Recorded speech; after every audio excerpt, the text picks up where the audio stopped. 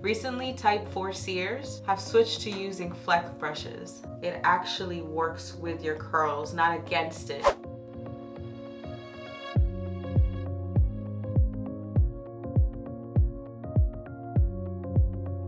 Tip number 1, detangle often. So sometimes I let my wash and go run for more than a few days, like maybe almost 2 weeks without any touch-ups. Comment down below if this is you, and comment if sometimes you forget to tie up your hair at night. Because with having high porosity hair, all those things lead to tangles which halt the growth of my hair. So keep your hair detangled. You can do this by not going extended periods without washing your hair. And make sure you're tying up your hair at night. This will allow your curls to stay in their detangled state, so you won't have to work so hard on wash day. So tip number 2 is products with slip. So I have some really thick conditioners, butters, stylers, and I never really noticed that they didn't have slip until 2020. Now in 2019, things were perfect, so I didn't really care about the slip, just nourishment. Now 2020, my ends and breakage were so bad that I could barely detangle my hair. And that's when CurlMix came into play. Their products have nourishment, but they also have tons of slip. So once my hair started breaking off, I was at least able to detangle with their products because of the slip. Always use your fingertips to detangle your gray area.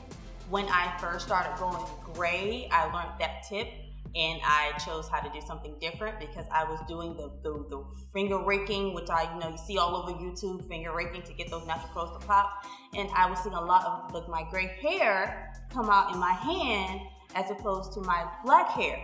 So I was like, okay, so I'm seeing now that my gray hair is more delicate than my dark hair. I had to choose something different because at that point, when I really started to see my gray patch, I really started to fall in love with it, and I wanted to keep it because I kind of want to see it grow. Right now, I am applying the grapeseed conditioner throughout my hair as well as detangling my hair. I like to pre-detangle my hair so that way when it comes to the styling part, it's less manipulation. I'm just doing the same thing I do with my shampoo, and I work it in there and try to make sure my hair is detangled as much as possible before moving to the next step. I'm being clean with her twist, right? I always separate the hair and do like a little finger detangle here to make sure I'm getting out any shed hair. Now we got all the tangles out, all the shed hair out. Iris hair is a little more fine. I'm being very careful. I mean, I would normally be careful, right? But I'm being very careful because I don't want to break her hair or damage it. It's healthy, I still just need to be careful. Detangled her hair, and you guys know I was going over and under with the brush. Because you might get rid of tangles on the top, but you might not get them underneath. Once I have detangled the way I kind of make sure that my hair is detangled, I just run my hands through my hair. And if it kind of goes through smoothly, then that's kind of how I know that I have done a pretty good job of detangling my hair with the comb. As you can see, like my hair is still my hands are just going through my hair, so you have for sure curly hair, there's gonna be some knots in there, but for the most part it is at this point detangled. When you are preparing for your wash day, right, you need to detangle your hair, not just in sections, but you need to detangle it from the ends to the roots. And then you can go vertically. So here's why you do that. When you detangle from the ends to the roots, you are able to glide the brush in your hair easily so that you're not just ripping hair from your root out, right?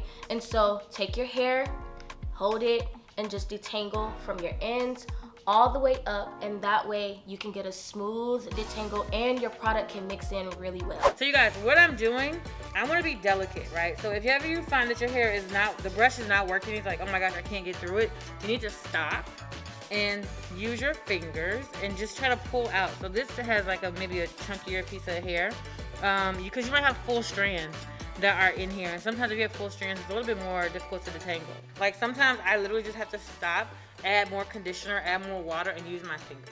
If you are still using wide tooth combs or regular brushes, you are not in the know. Recently, type 4 seers have switched to using flex brushes because they aren't so rigid.